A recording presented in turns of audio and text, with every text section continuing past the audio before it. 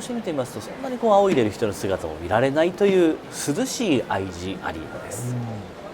いやいや、本当に現役にとったらありがたいことです。そうですね。さあ今日5日目、幕内最初の取組、再入幕の大野勝と新入幕の大青山です。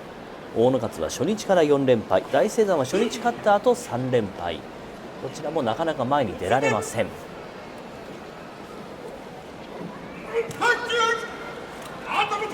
左四つになりました。両者上手を引いています。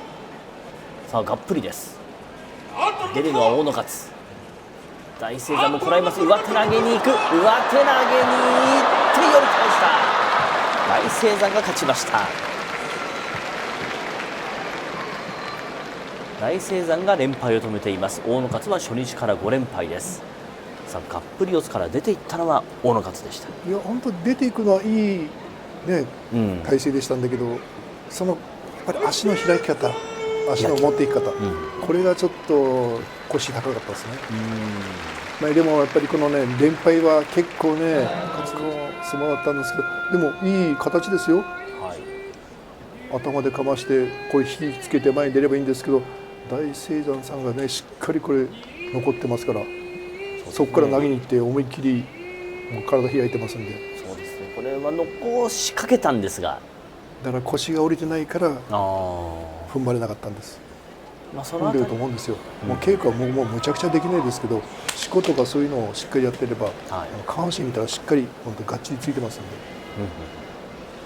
やっぱりこう年齢を重ねると稽古でガシガシ鍛えていくのはちょっと難しくなって、もう若手と一緒じゃないですからね。やっぱりこの基礎の大きいですよね。大きいです。もうデータはもう力ですから。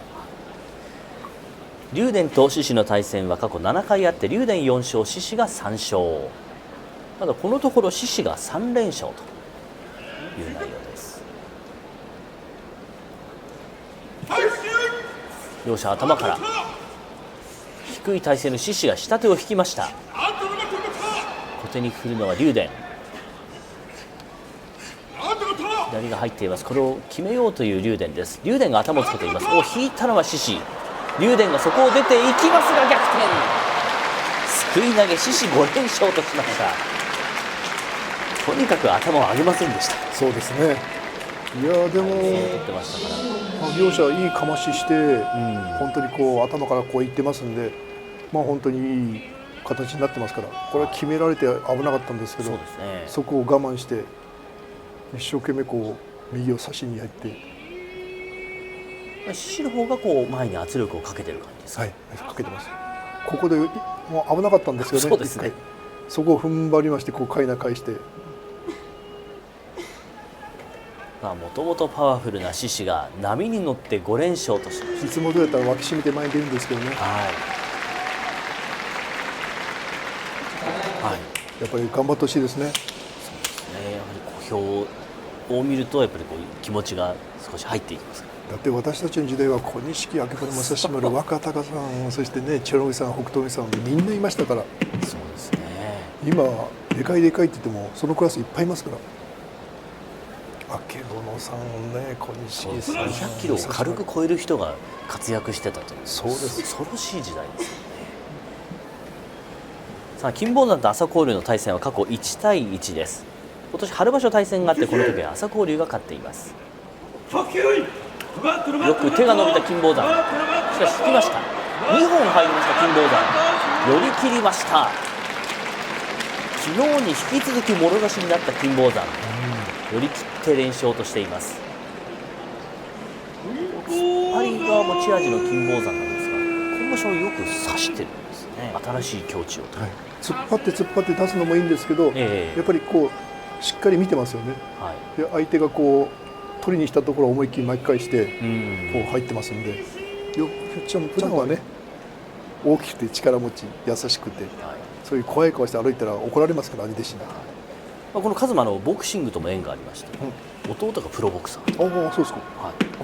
さすがにミドル級だそうで。ミドル級。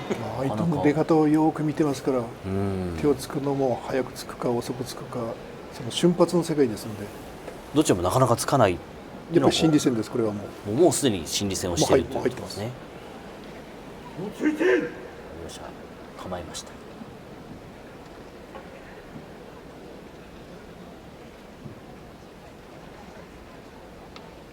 海野は突き落とし、足は大丈夫でしょうか。ちょっと足をひねったような感じにも見えましたが、武富士が勝ちました。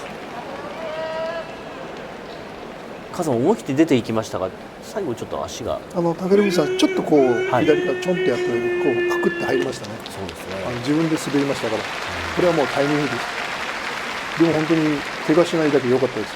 自重でちょっと怪我しない、はい、これ右からちょっとこう左こうかいな返してきたんですけど、はい、これ少し入ったんですよ。目立ってひねったというわけではなさそうですね。かいな返しただけです。これ右返したらで白に赤字のタオルですね。そしてその前にはアビ下にアビーさんいやー両方がぶつかってますね。そうです。でも上が朝白龍ですよね。あ、そうですね。クソーと思って阿部さんがやったらまたこれまた面白いですよ。さあ手をついての声です。朝白龍と阿炎。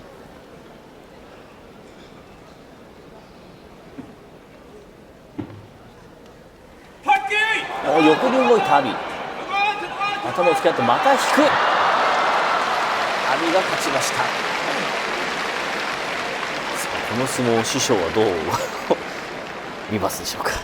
まあ勝ったからいいんだけどやっぱりこうなんかちょっとこう前に出ようという気はないですよね。これ2勝2敗で、まあ、勝ちたいっていうのも分かりますけど、はい、今日勝って3勝2敗ですから、やっぱりこの一番は落としたくないと思ったんじゃないですけど、変わるんじゃないかなと思う感じで見てて、まあ、しっかりこう回し取られて負けましたけど、一歩間違って一発持っていかれたらもうアウトですから。そうですね。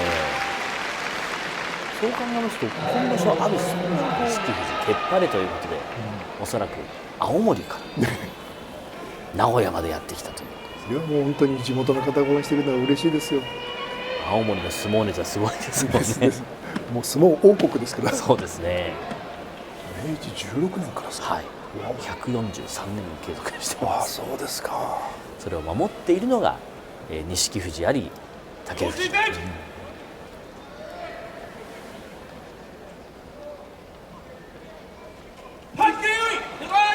差していった御嶽海が前に出ますが、頭を開いて御嶽海があっさり土俵を割りました。あの土俵際の感じですと御嶽海本当に元気がないですね。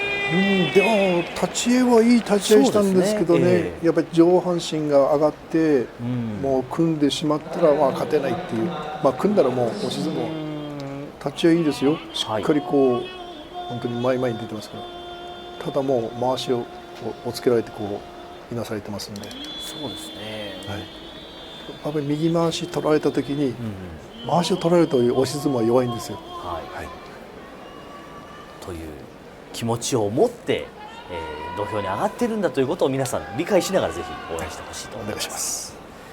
さあ朝乃山2勝2敗、千代翔馬が1勝3敗です。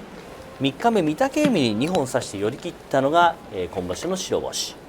昨日は朝白龍戦は左四つがっぷりと力相撲。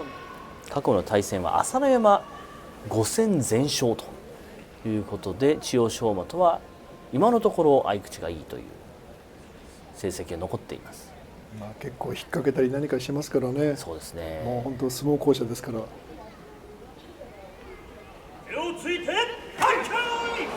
ついていく千代翔馬、出ていくのは朝乃山です。圧力をかけて持っていきました朝乃山、白星先行3勝2敗となりました。千代翔馬1勝4敗です。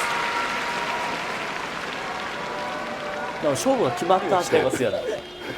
さてこの相撲内容ですが、千代翔馬はついていきましたが、構わず朝乃山出ていきました。でもこれはもう完全にもう相手のその自分のいい時の圧力、今場所中から、昨日からです。本当に昨日からこの赤の表示になりました。なんか赤黒ってなってるからなんだろうなと思って気にはなってたんですけど、そう簡単には突ききれない。もうまあバンバン突っ張っていきます。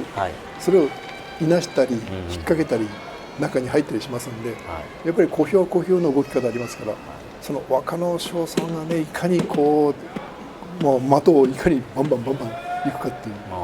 そういういろんなことされても自分の相撲を取り切れるか。もうそれはもう高射砲のようにもう打ちまくって打ちまくってそうですね、はい、その回転の速い突っ張りがこの若野賞の魅力です。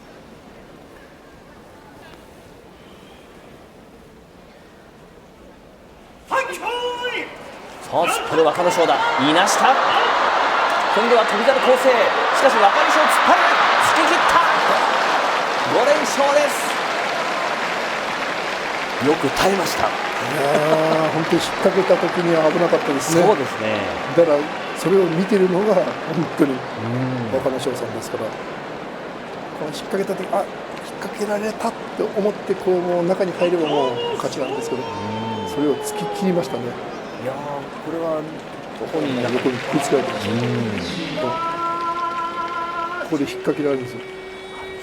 ここでこうそこでこう回して取りに行ったらもう最高なんですけど、間髪入れず思いっきり突っ張ってますね。いやそうですね。いやいやこれはなかなかですけどね、はい、平均なんです。160が、自分マックス106ですよ。そうですね。そこからさらに54キロ上積みしなきゃいけないわけですから、もう最高ですよ、その体があったら。もうなかなかもちろん大きくなる努力もなさったと思います。58キロから106ですから。それもすごい話なんですけどね。倍で106ですから。さあもろ差しから出ていくローが寄り倒しました。若元春は今場所もなかなか十分になれません。ローガが左を差して休まずに攻めていきました。立ち合いですからね、立ち合い思い切りいってこう左を差してこう一気にローガさんが走りましたね。はい、これはもう、これちょっと若元春さんが左にちょっと変わったような感じでこう動いてるじゃないですか。そこをもう待ってましたって感じで思いっきりいってますので、勝負のポイントを逃さないところにやられてしまう。もうパパパパパって入ってきます。あっという間入ってきます。その隙を与えないためにも藤亮が立ち合いから思い切っていくことが大事になりそうです。高安よりも体が重いという私は思いっきりこうですけど、はい、そう得意な体型っていうのもあるんですね。さあ軍配返りました。初顔です。藤亮がと高安、立ち合いに注目。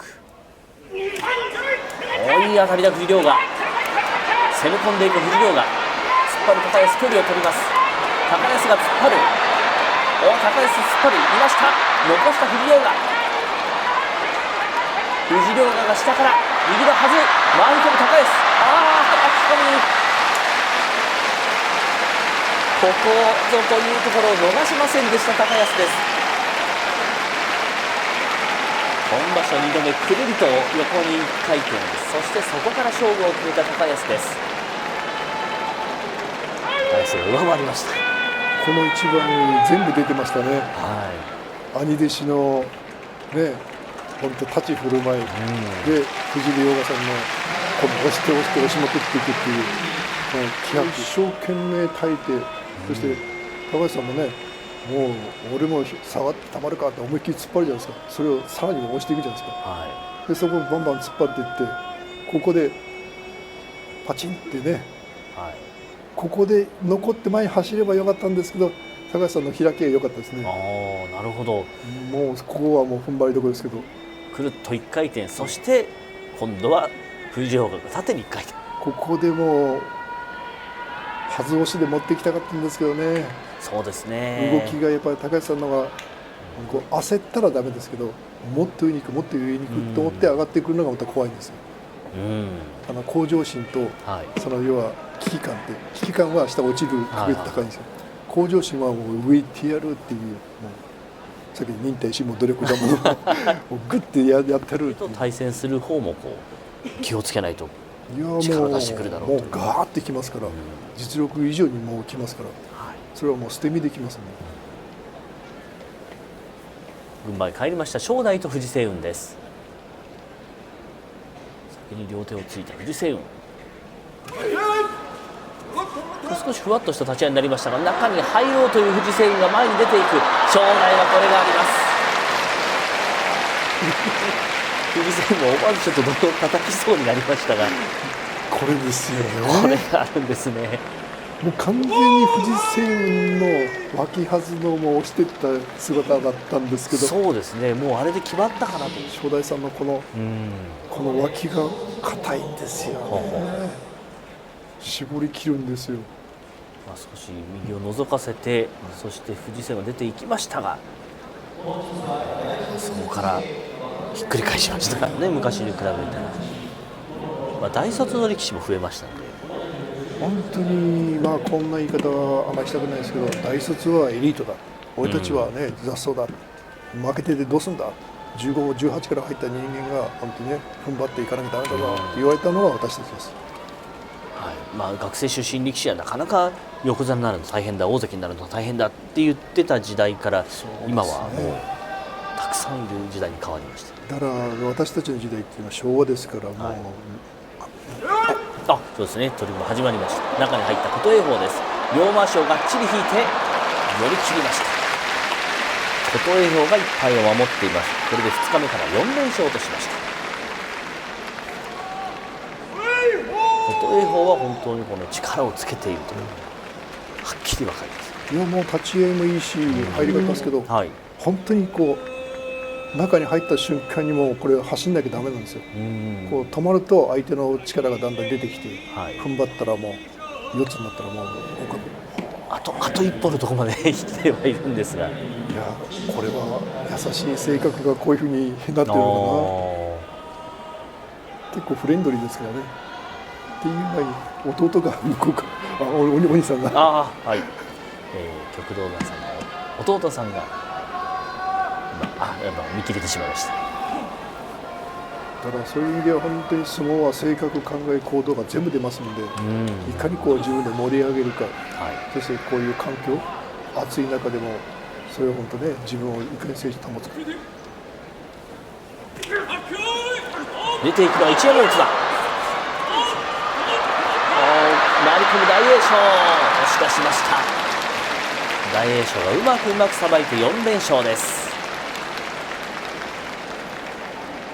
一山本前に出ていきましたが、大栄翔のペースでこう相撲を取ったような感じでしたね。だっていなす2回やったのが大栄翔さんです。でこれ1回目で残ったってまた突っ張ってまたこれいなし、ここで普通残ったらもっとね戦いますけど、いろいろと、まあ、輪島さんはキンキンのねありましたけど、まあだからこそもう数少ないからこそ目立っていたっていう。そうですそうです。ありますよね。今もうすごいですね。場所輪島、高見山ぐらいですよね。はい。こんなそこに書き込みがありますから。ありがとうございます。すみません、行司軍配帰りました。はい。では土俵に集中しましょう。宇良と白の富士です。サクッと深呼吸した白の富士、息をためて。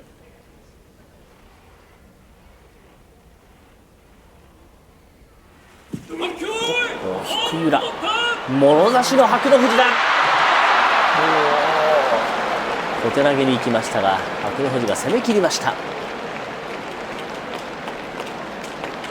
もろ差しからすんなり勝負が決まらないところがなかなか裏のくせ者ぶりなんですが、いや柔らかいしよく踏ん張ったっていうか、あれちょっともう少しだったらもう同体ぐらいになってもおかしくないぐらいの踏ん張り方でしたか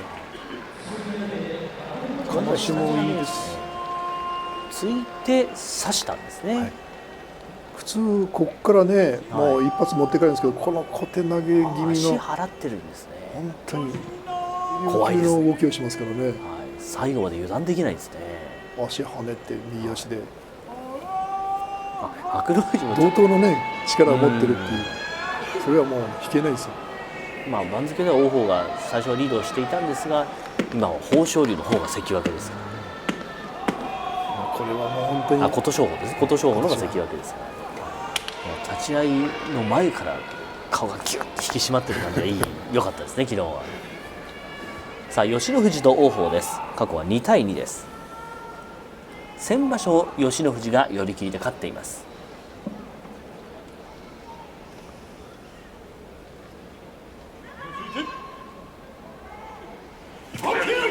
差しにいった吉野富士、右四つ、王鵬が構わず出る、下手を引きました。吉野富士上手を引いている。今度は吉野富士が寄っていく。吉野富士が寄り切りました。王鵬に力を出させませんでした吉野富士。3勝2敗、王鵬は1勝4敗となりました。うまいですね。いやー、立ち合いは王鵬さんでしたよね、はいこう本当にもう重圧でバーン持っていきましたから、少しそこをこれ本当に右差してこう押していくんですよ。はい、もうここを完全に王鵬さんです。そうですね、王鵬が攻め込みました。踏ん張ってね、左上手を取って引きつけましたから、ここを引きつけて前に出てますから、もうがっちり掴んで王鵬を逃しませんでした。自分がいかに持ち上げるか。熱海富士もだんだんとこう気合がしっかりと相撲に結びつくようになってきました。いやもう持っていくようにしてるんですよ、もう本当にもう最後のこの一発の立ち合いの前の顔を見たら分かると思います。はい、隆の勝は初日から4連敗です。東の関脇の熱海富士、関脇2場所目、先場所は9勝6敗でした。気合入ってますね。集中する197キロ。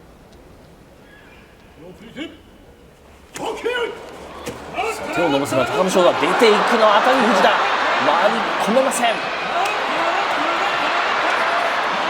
逆襲隆の勝、押し出しました。ちょっと熱海富士もったいない相撲でしたね。いやー、これ熱海富士さんのね気合も良かったですけど、最後になった高野富士さんのね、高野勝さんのこの最後の気合、押していったよなっていう、最初押し込まれた時にはこれが気合の世界なんですよ。もうここで萎えたらもう一発持って帰ってますから、でもこれを踏ん張りましたからね。ここで決まるかと思ったところ、そこで押していくから足がちゃんと動いてますから。ただ先場所は横綱大関が大勢休んだ上での優勝同点でしたから、今場所はハイレベルな優勝が求められます。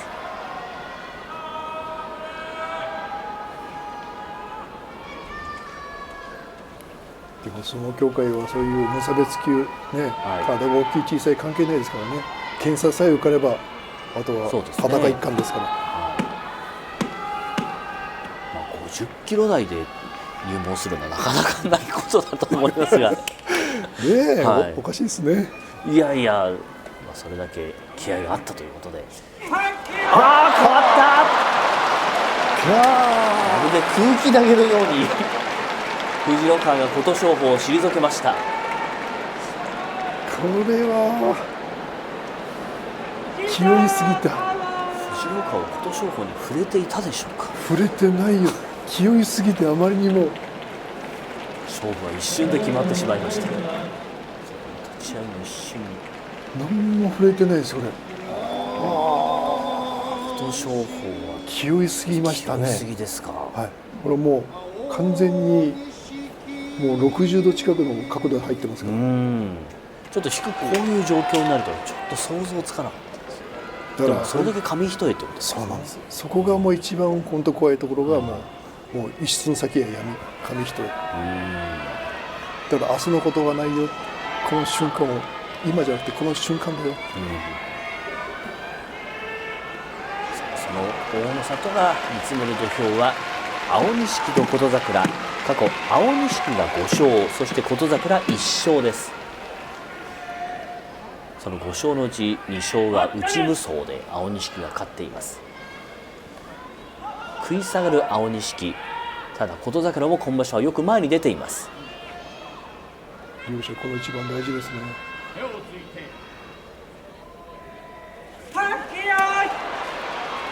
っ張り込む琴櫻、中に入った、寄り切りました青錦です。首をかしげた琴櫻です。まともに引っ張り込んでしまいました。いやー、相手立ち合い両者見ましたね。そうですね、ちょっとふわっとした感じになりました。琴櫻さんの立ち合いふわっと立ちましたし、青錦さんの立ち合いも思いっきり押さえつけるような感じの引きを見せた琴櫻なんですが、それは青錦には通用しませんでした。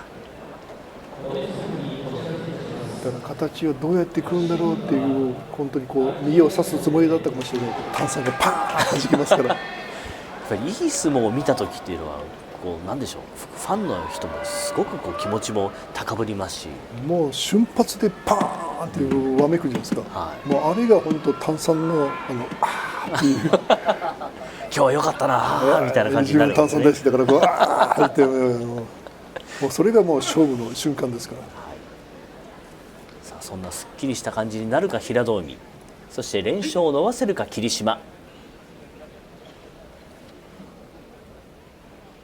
まずは立ち合い。さあ押していった平戸海です。平戸海押していく、押していく、押し出しました平戸海です。おお、シュワーッといくような、いやいやいや、もう思わず徳道山さんも今手元の水を飲み干しました炭酸ではありませんが、炭酸のような感じで、はい、いやいや、今日は前密ではなく押していきました。いやー、これ、もう格別な、もう見てください、美味しいです本当、はい、いやー最高ですね。だからこれが勝負っていうのは分からないんですよ。横綱が絶対勝つ、ね、大丈夫だっていうんじゃなくて、この瞬間がもう勝負師の怖さ、すごさ、驚きです。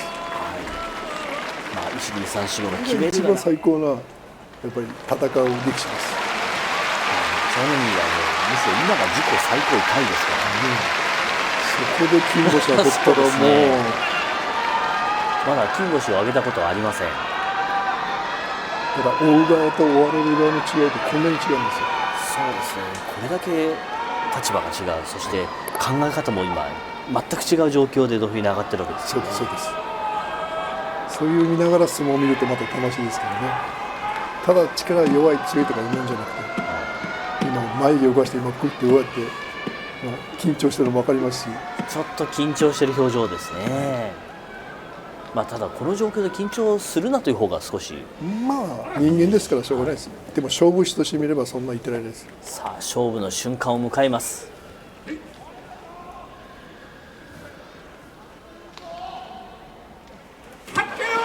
突っ張っていく大野札だ。なかなか下がらないが出ていく大野札、勝ちました。今日は引きませんでした。いやー、前出てくれた前出てくれたなんと言いますか、ほっとしましたね。いや、一番怖かったのは今白組さんが左に変わって引っ掛けでこうなんかやったら行くんじゃないかっていうふっと思ったんですけど、しっかり見て前に出ましたから、横綱が本当落ち着いて出たなと。今日はもう落ち着こう落ち着こうという見ていきましょう。これ本当にほら中に入ってますから、ここで白組さんが左に入るんですよ。ここでもし引っ掛けて中に入ってあれしたらもう入られてますから。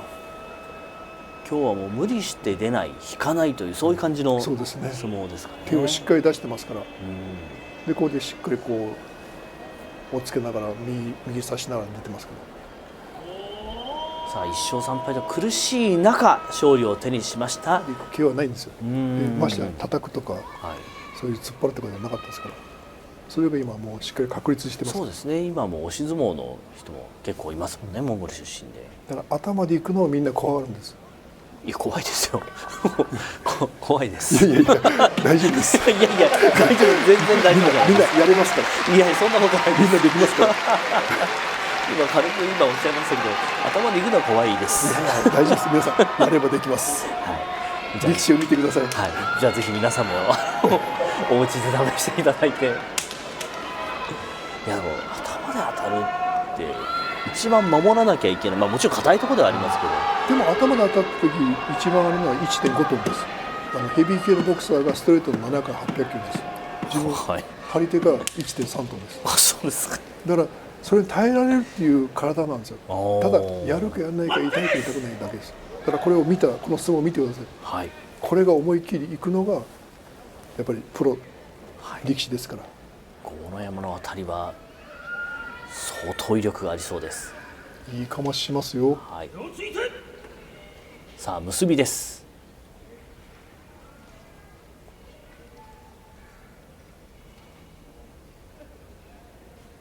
お一気にいったがよけた。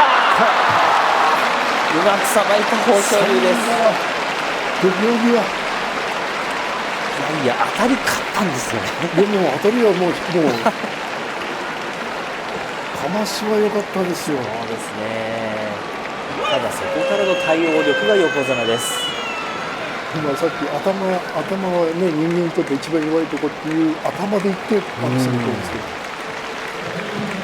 そして威力です。だから相撲では勝ってますけど、勝負では負けてない。だって土俵際を押してくるんですけど、もう一発で電車道で見てください。これを一気に走ってますけど、でもほら引っ掛けられて、一瞬で引っ掛けて体を入れ替えるんです。はい、勝負で。土俵上では弓取り式が行われています。でも本当にこのお客さんいっぱい入ってての歓声、雰囲気すごいでしょうね。そうですね。だって国技館と比べたら2倍ぐらい大きいんですよね。はい。そんだけの人がわーって入って、いやそしてそれがしっかりと埋まるこの今の相撲人気というのが、いやありがたいです。ありがたいですね。でなおかつ名古屋場所ですよ。はい、昔名古屋場所ってそんなに入らないって言われてたところですよ。はい、それが今ちゃんと埋まってるってことは嬉しいですよ。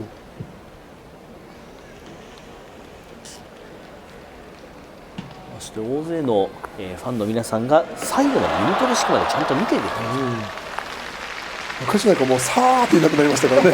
弓取り式になる前に早く電車乗るだけ早く車捕まなきゃいけないって、早く出なかったらもう出れなくなっちゃうから、そんなイメージがありました。もうね昔知ってますよね。横綱が終わった瞬間にパーってみんなも最後まで拍手を送っているところを見ると、なんかそういう相撲の文化伝統が浸透してるんだなっていう、最後の雰囲気も楽しむっていうのがありますね。というわけで、弓取り式が終わりました。今日5日目の取り組みが終わっています。この後は旭道山さんの選ぶ今日の一番をたっぷりと振り返ります。